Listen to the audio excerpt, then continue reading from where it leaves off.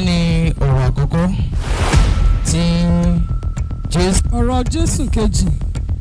ọ̀rọ̀ kẹta. ọ̀rọ̀ kẹrin. ọ̀rọ̀ karùn-ún ti Jésù nínú lórí igi àgbélébùú. ọ̀rọ̀ ìkẹfà Kristi lórí ọ̀rọ̀ kó jẹ́ sí Kristi.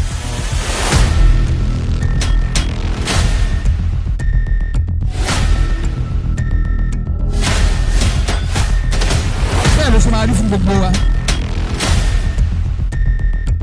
ọ̀rọ̀ náà kà wípé obìnrin wo ọmọ rẹ, ọmọ wo ìyá rẹ, lágbára ẹ̀jẹ̀ Jésù ikú tí ó máa pa ọmọ ọlọ́wọ́ lóògùn kì í ṣe ìṣẹ́lẹ̀ fún gbogbo wa.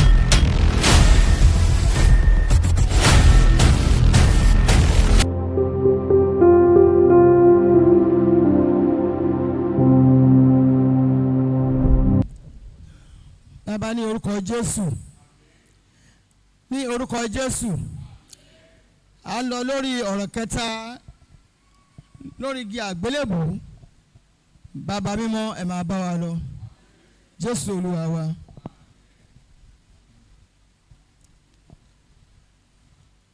Obìnrin wo ọmọ rẹ, ọmọ wo ìyá rẹ. ọ̀rọ̀ kẹta lórí igi àgbélébùú ni a ó rí nínú ìrere ti Jòhánù orí ìkọkàndínlógún. A ó ka ẹsẹ̀ kẹrìndínlọ́gbọ̀n sí ẹsẹ̀ ìkẹtàdínlọ́gbọ̀n. John 19, reading from verse 26 to 27, tí ó kà báyìí pé nítorí náà nígbà tí Jésù rí ìyá rẹ̀ àti ọmọ ẹ̀yìn náà dúró, ẹni tí Jésù fẹ́ràn, ó sì fún ìyá rẹ̀ pé obìnrin wo ọmọ rẹ. Lẹ́yìn náà ni ó wí fún ọmọ ẹ̀yìn náà pé wo ìyá rẹ. Láti wákàtí náà lọ ni ọmọ ẹ̀yìn náà sì ti mú un lọ sí ilé ara rẹ̀. ọ̀rọ̀ yìí kò ṣàdédé jáde lẹ́nu Jésù, ṣùgbọ́n abiyamọ wo ló lè ṣe káti ẹ̀gbọ́n wọn lẹ́nu lé gan kí ẹlòmíì bá wa nù ara ta wá ká tó wá sọ pé ọ̀rọ̀ tó wà lójú ikú. Ní apá kan díẹ̀ nínú ìwé orin wa kan tó sọ wípé rántí Gẹ́tsémánì wá sí rántí mi, tàbí ìrora rẹ lókè Kálífárì. Ìyá ń wu ọmọ lórí igi àgbélébùú, kò sí kan tó lè ṣe, kò lè ṣe yé, kò lè ṣe ẹ ràn mí lọ́wọ́, ẹ bá mi mú wálẹ̀. Pẹ̀lú ìkáàánú àti omijé, bí o tiẹ̀ rí lókè pé ó ń sunkún, ṣùgbọ́n ó rí ọmọ ẹ̀ nínú ìrora tó ti pọ̀ ju ẹ̀mí ọmọ èèyàn lọ. Ìyá ò dẹ̀ sí pé jìnnà sí tòsí, wọ́n jọ ń wọra wọn báyìí ni. Àánú àṣẹ ló fi ń ròyìn pé bóun bá tiẹ̀ ń lọ tòun, ló fi sọ pé obìnrin, ó fi tì í ẹ̀ nínú ni, obìnrin wo ọmọ rẹ. Ọmọ tó ní kó wò yí ọmọ ẹ̀yìn tó fẹ́ràn jùlọ ni olódúró sí tòsí ìyá yìí. Bómi bá ń wo ọmọ rẹ̀ tí ò bá mọ̀ ìwo ló fẹ́ wò nígbà àwọn tó dúró tì ń kọ́, ló fi sọ pé ọmọ wo ìyá rẹ̀. Ẹni tó ní kó wo ìyá rẹ̀ ó ti yé òun náà. Ní agbára ẹ̀jẹ̀ Jésù fún ẹni tí ò lẹ́sẹ̀ lọ́rùn tí wọ́n ń kọ̀ mọ́ igi lẹ́nìí, àdánwò tó máa le jù wá lọ kò ní ṣẹlẹ̀ sẹ́ni kankan ní gbogbo wa. Torí níbi tí ohun tí Jésù fi lọ sọ báyìí ni pé ìtara bí ìgbà tí wọ́n da òbí hàn sí bí àdánwò, ṣùgbọ́n òun fúnra rẹ̀ mọ̀ pé òun sì máa jíǹde torí ìwé mímọ́ ti kọ́ wípé tó bá lọ o níjọ́ Friday o níjọ́ Sunday o lágbára ẹ̀jẹ̀ Jésù o á jí dìde ṣùgbọ́n kò sí bó ṣe lè rí kò sí bó ṣe lè jẹ́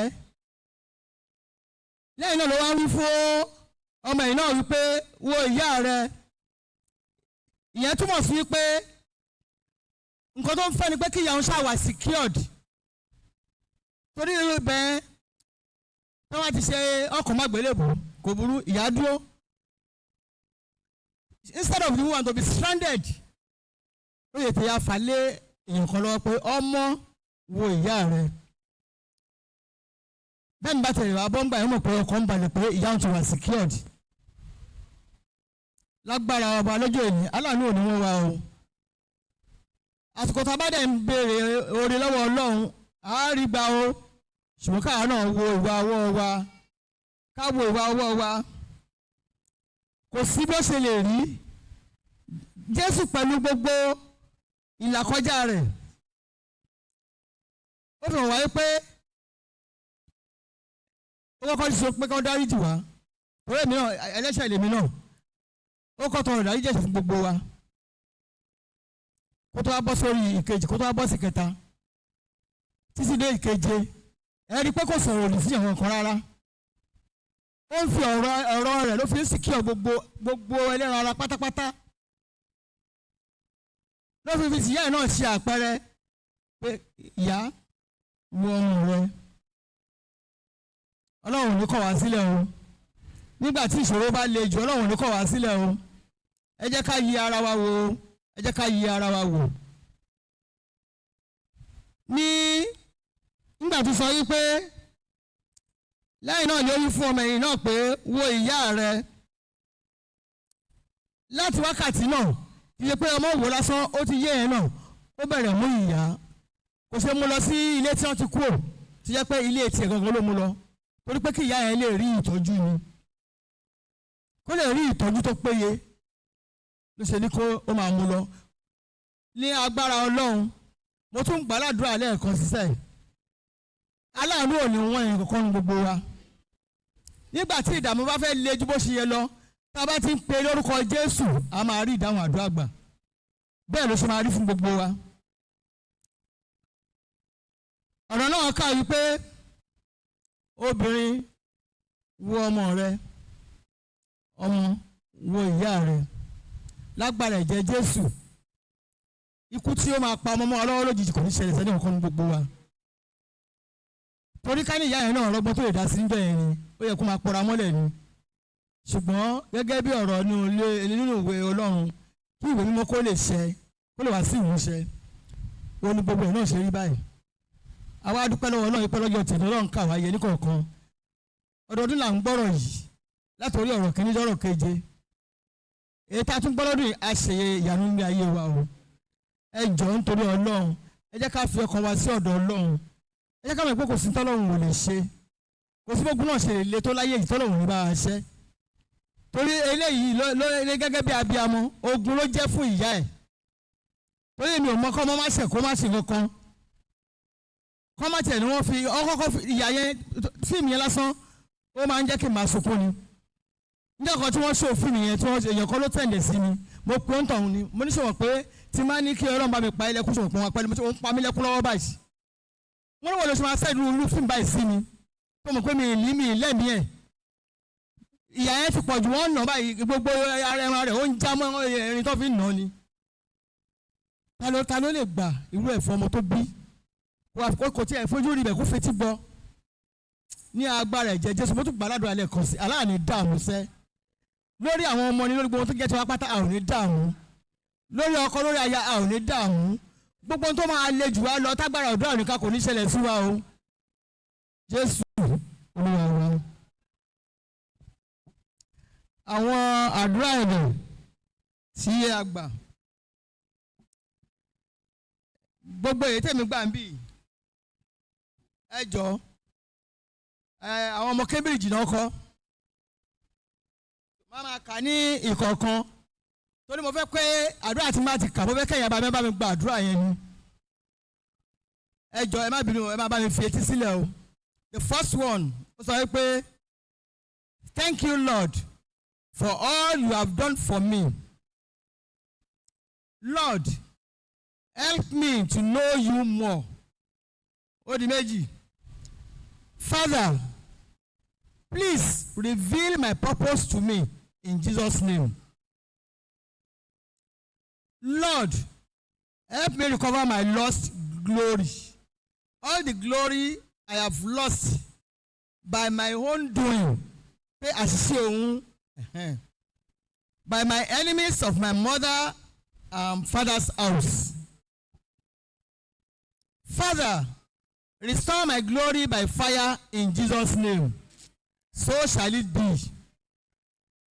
That one thing that will turn my life around for good, Lord, let it happen to me by your grace and mercy in Jesus' name. Lord, please let your will and your will only be done in my life. Mo fẹ́ kéèyàn kó bá mi gbàdúrà yẹn. Ó ní mo ṣe ń kà díẹ̀ díẹ̀ kó lè yé wa.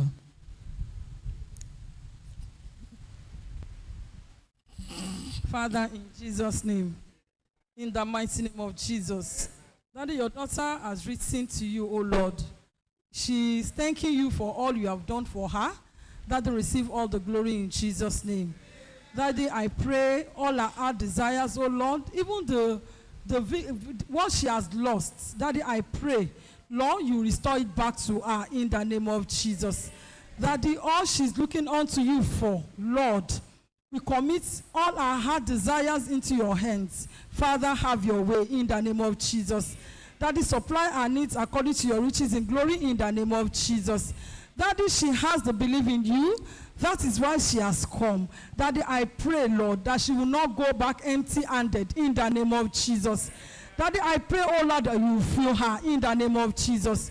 Bàbá ní ìdílé ìyá Olúwa jẹ́ kó tayọ. Gbogbo ògo tí a ti gbà lọ lọ́wọ́ ẹ̀ nígbà tí òun gan ò mọ̀ ní ti ẹ̀ṣẹ̀ ni lórúkọ Jésù, gbogbo ògo tí a gbà lọ lórúkọ Jésù ní ìlọ́po nítorí ikú rẹ lórí igi àgbélébú, nítorí ọ̀kọ̀ tá gún ọ lẹ́gbẹ̀ẹ́ tí omi àti ẹ̀jẹ̀ yọ. Olúwa wò nítorí rẹ̀ lónìí. Olúwa, gbogbo ògo tí a ti gbà lọ lọ́wọ́ ọmọ rẹ lórúkọ Jésù bá wa dá padà. Lórúkọ Jésù, Olúwa dá padà fún. Olúwa bá wa dá padà fún. Nítorí pé mọ̀ wípé ìwọ nìkan ló lè ṣe é, ló ṣe tọ̀ ọ́ wá. Olúwa wá yà á lẹ́nu. Lord, surprise her. Oh Lord, surprise her. Meet her at the point of her needs in Jesus' name. Let her come back for testimony, for we have prayed in Jesus' name. Amen. Ebekeji. Heavenly Father, draw me closer to you and deepen my relationship with you daily. Lord, help me grow spiritually and remain rooted in faith and righteousness. Lord, bless the works of my hand and establish my effort on success. Father, grant me innovative ideas and strategies for business growth. Let favor distinguish my business among competitors. Give me wisdom to make profitable business choices. Help me manage my time effectively between studies and other responsibilities. The last one, surround me with knowledge and understanding beyond human ability. Ẹ bá gbàdúrà yẹn ní ṣókí. Ní orúkọ Jésù, Ọlọ́run tí ó mọ gbogbo ọkàn ẹ̀dá, ìránṣẹ́ yìí ti kọ ẹ̀bẹ̀ wá, ó ń béèrè fún ìrànlọ́wọ́, ó ń béèrè fún àánú, ó ń béèrè fún innovative ideas, ọgbọ́n tí ó lè fi ṣe é, tí ó fi máa tayọ, tí òwò rẹ̀, iṣẹ́ rẹ̀ yóò fi tayọ. Ó ń béèrè wípé kí Ọlọ́run kó bùkún gbogbo iṣẹ́ ọwọ́ rẹ̀. Ó ń béèrè wípé kí Ọlọ́run kí ó ràn lọ́wọ́ láti mọ bó ti ṣe máa ṣe àkókò rẹ̀, tí àkókò àti kàwé kò ní dí àkókò àti ṣiṣẹ́ rẹ̀ lọ́wọ́. Ó mọ̀ wípé ohun gbogbo ló lè ṣe. Ó sinmi lé ọ pé kò sí agbára kan nínú ayé yìí bí kò ṣe ìwọ. nítorí pé ó ti kọ̀wé yìí wá Jehovah bá wa dá a lóhùn nítorí pé ó sinmi lé ọ bàbá bá wa dá a lóhùn ọgbọ́n tí ó fi tayọ òye tó nílò tí ó fi tayọ connections tó nílò tí ó fi tayọ lórúkọ Jésù bá wa fi fún un orí ọ̀fẹ́ tí ó fi mọ bí ó ti máa lo àkókò rẹ̀ bíi ti àwọn ọmọ Ísákà lórúkọ Jésù bá yọ̀ǹda rẹ̀ fún un ìrànlọ́wọ́ rẹ̀ má jù wọ́n nínú ayé rẹ̀ Jésù Olúwa wa. Àmín. Ẹ̀bẹ̀ kẹta. This year for me is a year of thanksgiving. The Lord said I should thank him for everything he has done and the ones he has yet to do. Number 1, thanking God for my husband and children. For my son that just completed his OND with distinction. For the borrow the landlord did for me. The jobs he got for my younger brother after so many years, and we thought all hope has gone. For the contract I missed, which I thought will be breakthrough for me. For God guiding us to church and from church all these years. For every birthdays we have celebrated and the ones we are yet to celebrate. Glory be to God in the highest. Hallelujah. Adura.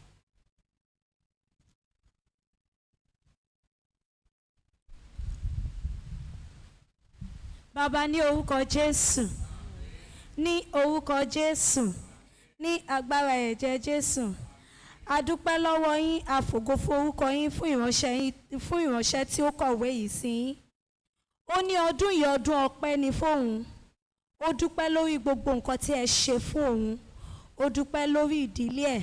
Ó dúpẹ́ lórí iṣẹ́. Èyí tí ó miss àti èyí tí ẹ̀yin tún bá fi rọ́pò. Ó dúpẹ́ lórí gbogbo oore tí ẹ ṣe lórí ẹbí ẹ̀, lórí ọmọ ẹ̀ náà tó parí ND ẹ̀. Ọpẹ́ ni ó mú wá àgbàládùúrà ní orúkọ Jésù ọ̀rọ̀ àgbọ̀ ọpẹ́ kẹgbà yìí. Ní orúkọ Jésù ẹ wá gbà yín ẹ̀kẹ́ wá gbọ́ pẹ́. Àwa gbà á ládùúrà ní orúkọ Jésù ẹnu ọpẹ́ kó má ṣe kan. Ẹ ní kí a dúpẹ́ wípé lẹ́yìn ọpẹ́ ẹ̀yin á tú nínú ọpẹ́ yẹn ẹ máa fi oore fún wa.